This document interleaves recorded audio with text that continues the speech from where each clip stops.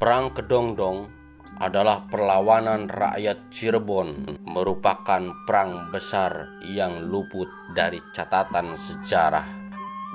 Perang yang terjadi di Desa Kedongdong, Kecamatan Susukan, Cirebon, terjadi mulai tahun 1802 hingga 1818.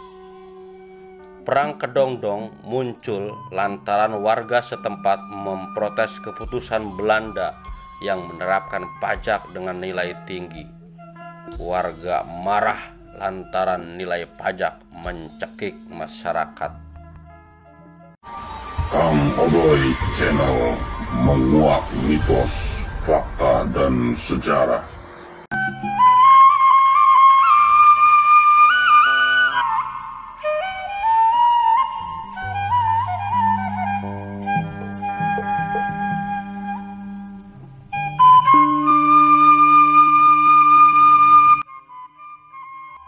Assalamualaikum warahmatullahi wabarakatuh.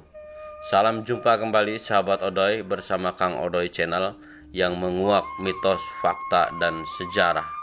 Dan semoga kita semua selalu diberikan kekuatan dan kesehatan. Semoga amal ibadah kita di dalam menjalankan puasa di bulan Ramadan ini diterima oleh Allah Subhanahu wa Ta'ala. Amin ya rabbal alamin. Sahabat, pernahkah Anda mendengar mengetahui peristiwa tentang Perang Kedongdong yang terjadi di Cirebon, Jawa Barat? Hal itu wajar sebab perang yang terjadi selama 16 tahun itu seolah-olah luput dari catatan sejarah Indonesia.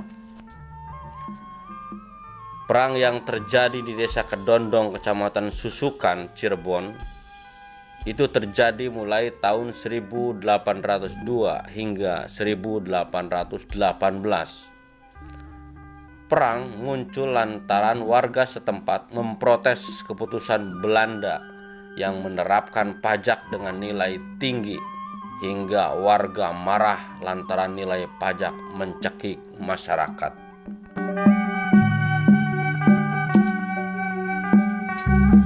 Pangeran dari Kekeratonan Cirebon pun memahami kemarahan warga. Ia pun keluar dari kenyamanan keraton dan bergabung dengan rakyat melawan penindasan Belanda. Perang itu juga diperkirakan sebagai salah satu penyulut pemberontakan rakyat Indonesia terhadap Belanda. Salah satunya adalah Perang Pangeran Diponegoro yang terjadi setelah Perang Kedongdong. Strategi Perang Kedongdong berbeda dengan taktik gerilya yang diterapkan Pangeran Diponegoro. Strategi ini dikenal dengan perang tutup lembu atau tutup kembu. Caranya yaitu memancing musuh ke perangkap. Saat itu pejuang memancing penjajah Belanda keluar dari benteng. Penjajah kemudian mengejar pejuang ke daerah Jati Tujuh, Majalengka. Setelah masuk perangkap, pejuang langsung mengepung dan menyerbu penjajah. Perang pun terjadi. Ada juga yang menyebut Perang Kedongdong adalah merupakan perang santri, sebab pencetus perang tersebut tak lain adalah Kiai Jatira yang berasal dari karangan santri. Kiai Jatira merupakan pendiri pondok pesantren Babakan. Ada juga nama pejuang lain seperti Bagus Serangin dan Ki Bagus Serit.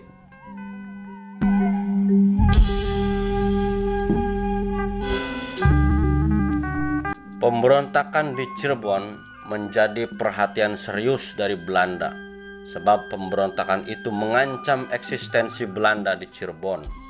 Hal itu dibuktikan dalam surat yang ditulis Gubernur Jenderal Hindia Belanda Albertus Henricus Wyse kepada Gubernur Pantai Timur Laut Jawa Nicholas Engelhard.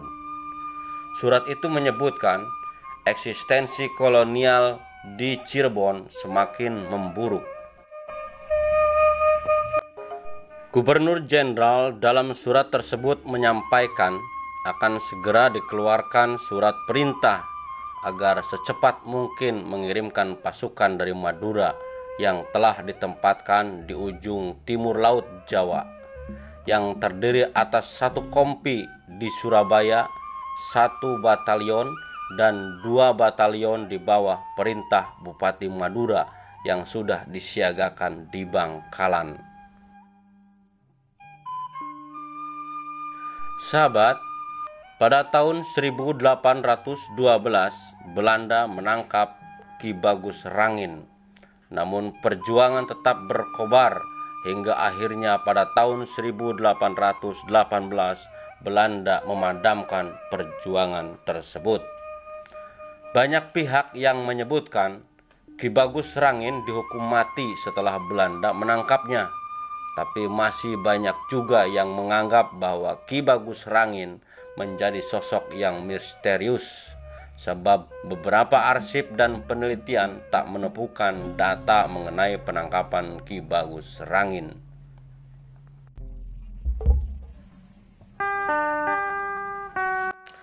Versi lain menyebutkan bahwa perang Kedongdong ini bergulir selama 100 tahun sebab keturunan para pemimpin pejuang melanjutkan perjuangan tersebut.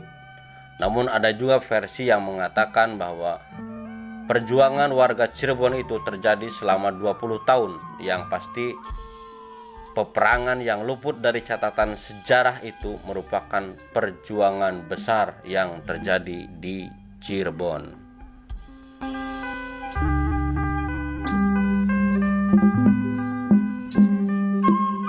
Sahabat, gerakan perlawanan rakyat Cirebon ini dimotori dan dipimpin oleh tokoh-tokoh masyarakat yang terdiri dari para tokoh keraton, tokoh agama, dan pejabat daerah.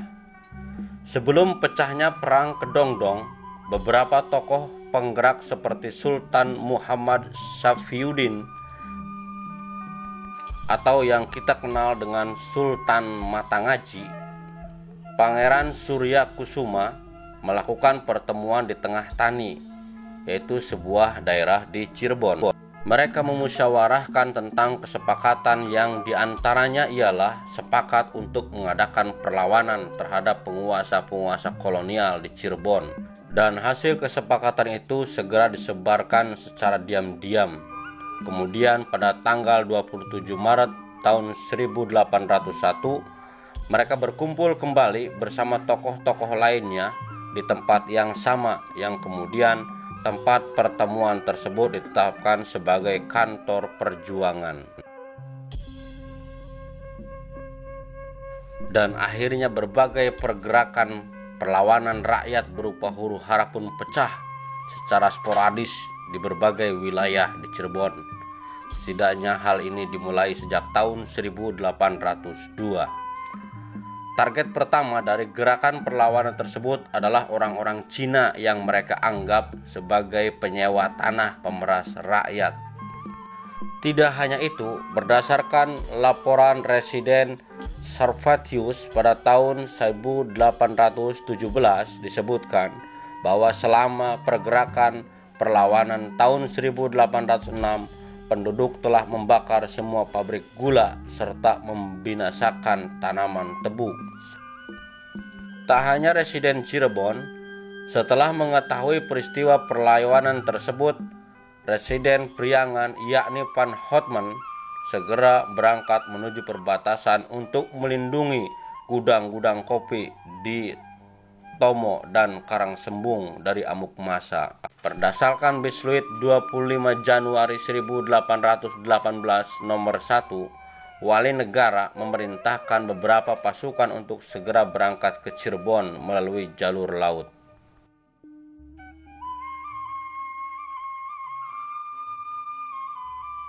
Sahabat, meski telah mengirim pasukan perang untuk meredam perlawanan rakyat, nyatanya Belanda tetap kewalahan. Pasukan perlawanan rakyat Cirebon terus menghancurkan beberapa daerah seperti Majalengka, Banjaran, dan Palimanan. Pemerintah Hindia Belanda yang kewalahan menghadapi perlawanan rakyat mengalami kerugian besar.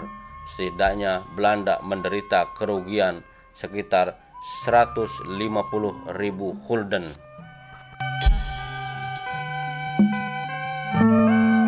Perlawanan yang dilancarkan terus-menerus oleh pasukan perlawanan rakyat Cirebon membuat pemerintah kolonial Belanda kewalahan dan sebagian pasukan pemerintah pun gentar.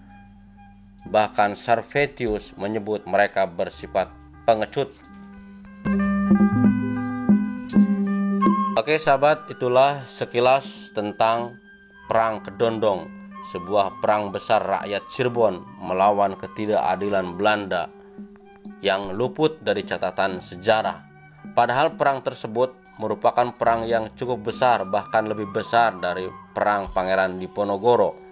Namun sayang sekali sahabat, kita sebagai generasi penerus bangsa tidak banyak yang dapat menemukan tentang cerita Perang Kedondong. Dan mudah-mudahan inilah sahabat akan dapat menjadikan sebuah pencerahan kepada kita sebagai warga Indonesia, sebagai penerus bangsa yang cinta tanah air dan tetap menghargai jasa para leluhurnya, yaitu para pejuang bangsa yang telah rela mengucurkan darah membasahi bumi pertiwi demi kemerdekaan anak cucunya.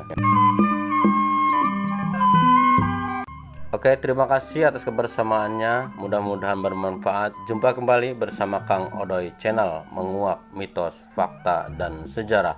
Wassalamualaikum warahmatullahi wabarakatuh.